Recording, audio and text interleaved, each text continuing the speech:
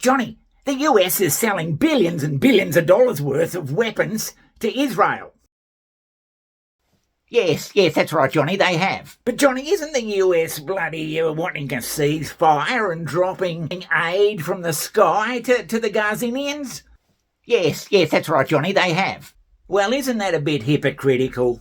Well, it is hypocritical. Well, what it is the Biden bloody administration having a bet both ways, so to speak. Well, isn't that a bit bloody hypocritical? Our next story is the latest shining example of American hypocrisy. The Biden administration has given more bombs to Israel as they ask Israel to stop attacking Gaza.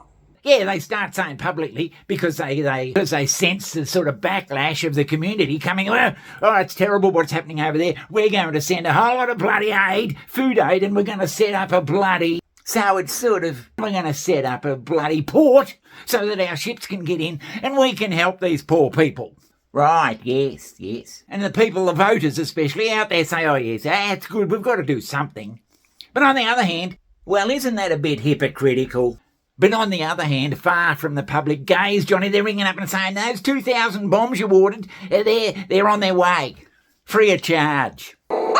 Yeah, free of charge. Washington is sending more arms to Israel. Reports say the aid package is worth $2.5 billion.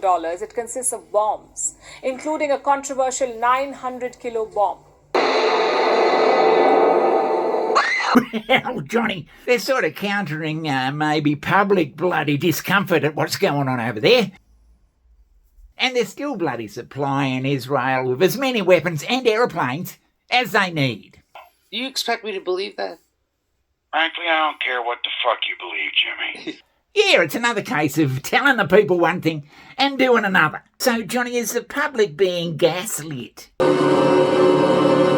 Yeah, it is becoming our favourite word, Johnny. Yeah, it is, yeah. That's because it's fucking going on everywhere. All right, yeah, well, that stands to reason. Visionary thinkers who earned their power through sheer intellect. Let's talk about the U.S.'s relationship with Israel. We stand with Israel. I love Israel. I love Israel. The bond between our two countries is unbreakable. The eternal friendship relationship is very important. We are you and you are us. It's a relationship that's always been super close, but it's been getting more attention recently. Now, there are lots of layers to the U.S.-Israel relationship, and it's tied up in at least 75 years of pretty complicated history. So, Johnny, there just seems to be this underlying support for Israel, especially from the US, and all the other bloody countries follow suit. How did that all come about? The support, Johnny, the unending support. Yeah, it is interesting. It goes back right back to the start of Israel itself. Then why is he sending more weapons? Because of history and politics.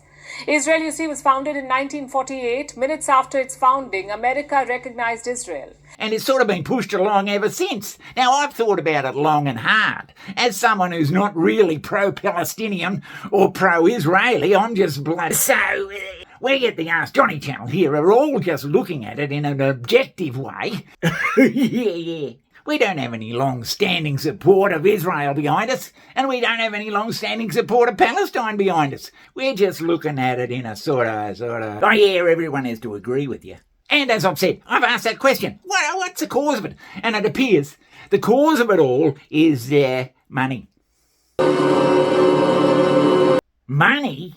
Yeah, money. There's this lobby group from Israel in the US that spends more money lobbying the bloody politicians and the media and everything than any other bloody lobbyist group.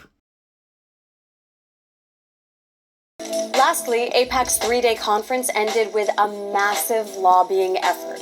Literally hundreds of Americans were bused to Capitol Hill to urge their elected officials to keep supporting Israel. Our purpose is to talk about Israel. Nothing specific to your communities there. Nothing specific to our communities. Even high schoolers were assigned AIPAC talking points. AIPAC has its 3 goals. So personally, I'm talking on the first topic, which is about Iranian aggressions. AIPAC's message to U.S. politicians is simple. Support Israel and we'll support you. And like other strong lobbies, they're effective. The U.S. gives Israel more than $3 billion of military aid each year, which Israel uses to advance its interests, even when they contradict our own.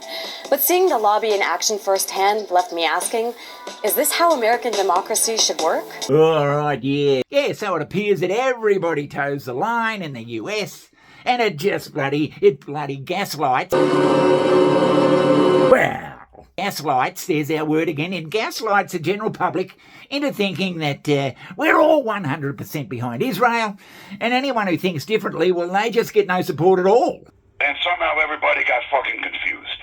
Americans don't want to know, and many Israelis don't want to know what is going on inside Palestine. It's a terrible human rights persecution that far transcends what any outsider would imagine. And there are powerful political forces in America that prevents any objective analysis of the problem in the Holy Land.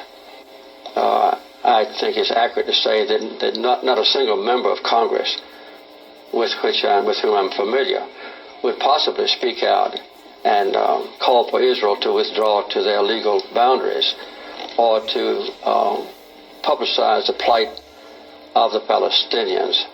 And that is added on to by the very effective work of the American-Israeli group called AIPAC, which is performing its completely legitimate task of convincing Americans to support the policies of the Israeli government. And AIPAC is not dedicated to peace. They're dedicated to inducing the maximum support in America, in the White House, in the Congress, and in the public media. Johnny, are you saying that for years and decades, this bloody lobby group, Israeli lobby group, has just been spending millions and millions of dollars basically buying support in the US through the bloody Congress and the Senate and the media? You say something long enough, Johnny, in a public forum, and people just start believing it. Yeah, we all support Israel. I don't know why, but we all support Israel. That's what happens. So it's sort of like a long-standing brainwashing.